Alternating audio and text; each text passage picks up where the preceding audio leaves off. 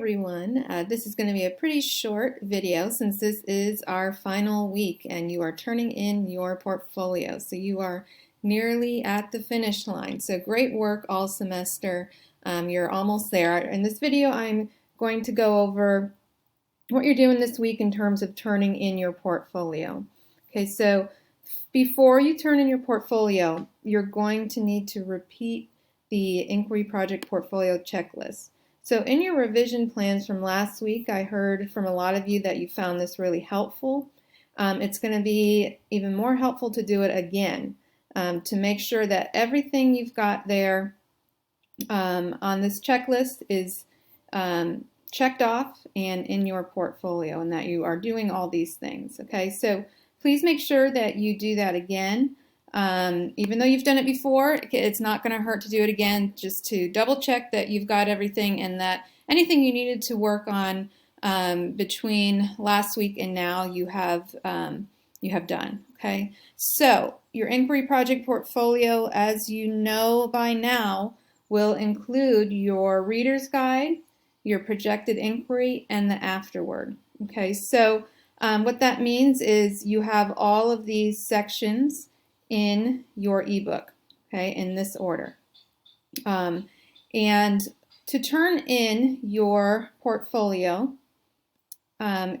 you'll notice that you cannot turn in a link. You cannot turn in your Google Doc. So you need to follow these directions very specifically. Okay, so you're going to submit the your final portfolio as a PDF. The reason for this is that it is a fixed document and it can no longer be worked on after you've turned it in. Okay, so once you have it complete, you'll want to download it as a PDF according to these instructions. So file, download it as PDF, and save it as your last name and Inquiry Project Portfolio. So make sure that you have this in your title as well.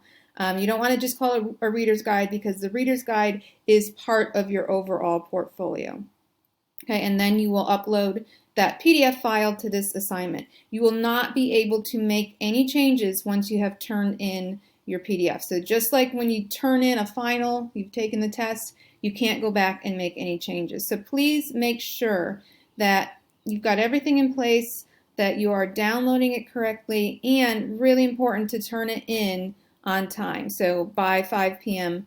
on Tuesday, May 11th. And you can see that it's a pretty simple breakdown of your grades. So for each section, you will get a certain number of points out of the allotted number of points here for a total of a possible 100 points. Okay, so please make sure that you go through that checklist and post any questions you have before turn in time to our Ask the Professor forum.